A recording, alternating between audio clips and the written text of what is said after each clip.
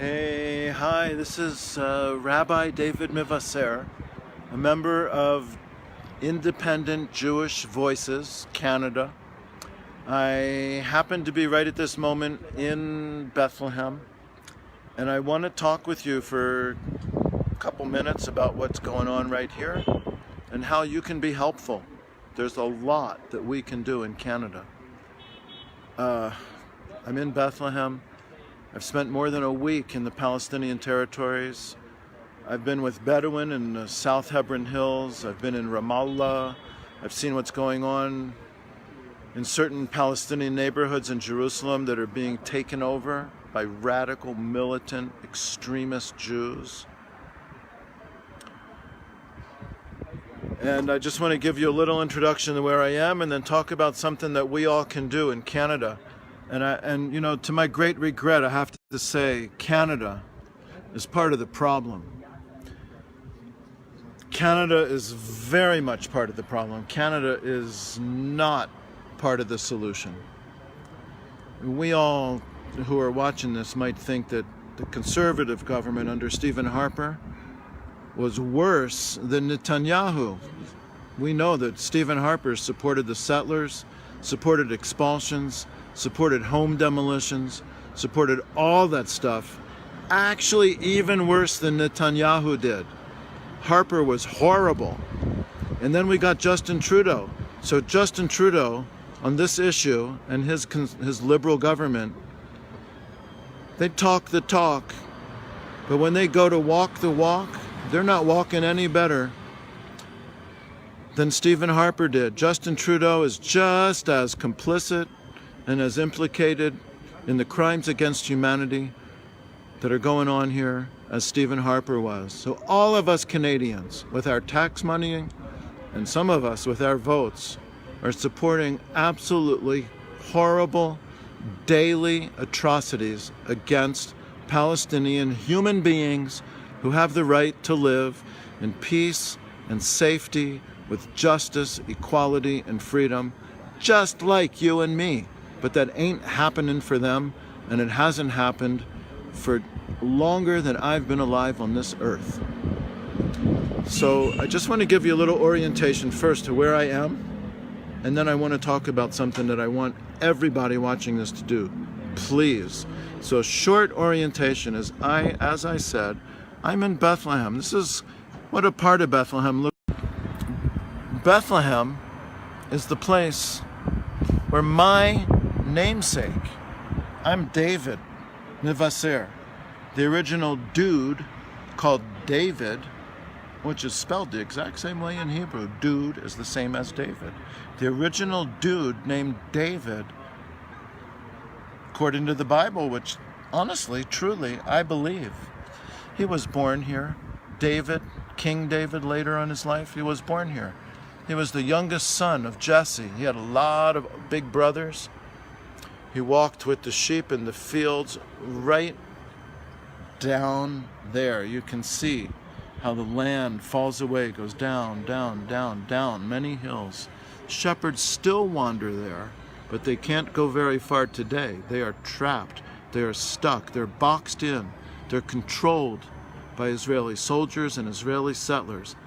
Okay, the original David, the guy who started the name that I got, so he walked around here. There was another Jewish guy born here, supposedly, I believe it.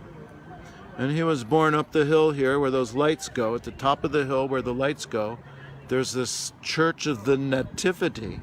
And the guy that got born, Jesus, was supposedly born right at the top of that hill. I have no reason to doubt that that's historically true.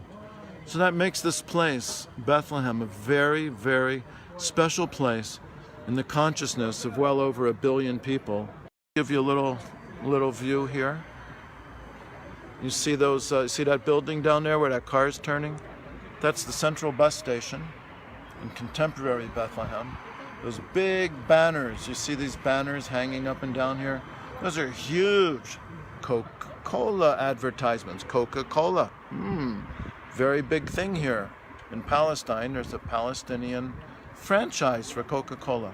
Anyway, in that building, Every day come buses after buses full of Christian pilgrims. Just a little while ago, while I was standing here, a bus unloaded a whole load of Christians who look African. I imagine, just my imagination, I don't know, but I imagine they're coming from Nigeria. I don't know, but they are Christians from Africa. And then right after that, I saw a whole load of people, women wearing saris, men looking like they're from India. There's many, millions and millions of Christians in India, right? Millions. So hundreds of thousands of Christian pilgrims come to Bethlehem, get off at that bus station. They feel so blessed to walk up this hill, go to the very place where they believe that Jesus was born. And in the last maybe 10 years, the Israeli Ministry of Tourism has required these pilgrims to sleep in hotels in Israel because Israel's very concerned about their safety and security. And if all these pilgrims from all around the world slept in this city where there might be terrorism and somebody might do bad things to them, oh my God, wouldn't that be horrible?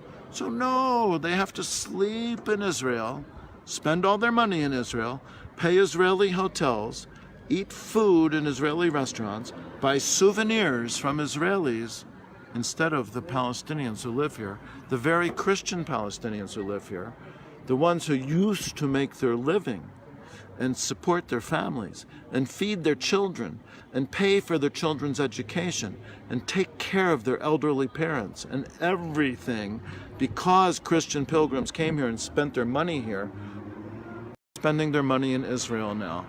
So if you walk up this hill and you go to the Church of the Nativity today or tomorrow, you will see Palestinian tour guides, Palestinian bus drivers, Palestinian restaurant owners, literally in the street, virtually begging tourists, pilgrims, to come and spend a few bucks in their restaurant or their Christian souvenir shop because people don't do that much anymore.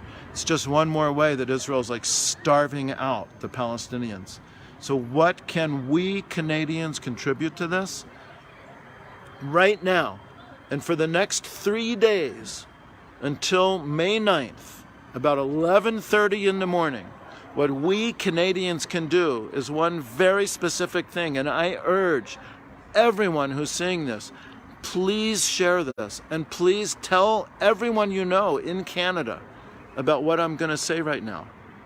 Go to a certain website and sign a formal, legal, Canadian parliamentary petition. It's a petition to the Minister of National Revenue in Canada to do an audit of the Jewish National Fund Canada and see, does it really qualify for the charitable status that it has enjoyed for the last 40 years and that it uses to raise $30 million a year to acquire land in Palestine and exclude Palestinians from it, to absolutely, totally demolish Palestinian villages and on their land build villages for Jews, build places that only Jews can live and Palestinians aren't even allowed in. So sign a petition demanding that our government, our Minister of National Revenue, will look into this. We've complained about it. We've filed reports about it. We've given them 85 pages of documentation from the website and the literature of the Jewish National Fund itself about the things it does. And it does proudly. And it does with tax exemptions. So please go to this website, www.stopthejnf.ca. I'll repeat it, www.stopthejnf.ca. Please go there. Please tell everyone you know in Canada. We have 3 days. We can't sign this petition on May 9th. And then a wonderful MP named Pierre-Luc Dessau, he's the NDP critic for national revenue, is going to submit it to Parliament. Our government, the Trudeau government, is going to be obliged to respond to it. The best thing we can do is sign the home of two kind of big Jewish guys in the world. One was my namesake, King David, who I am named after, and the other was this other dude who very few Jewish people are named after, but a lot of Puerto Ricans are, named Jesus. All right, here I am. It's David Mivasair in Bethlehem. Thank you.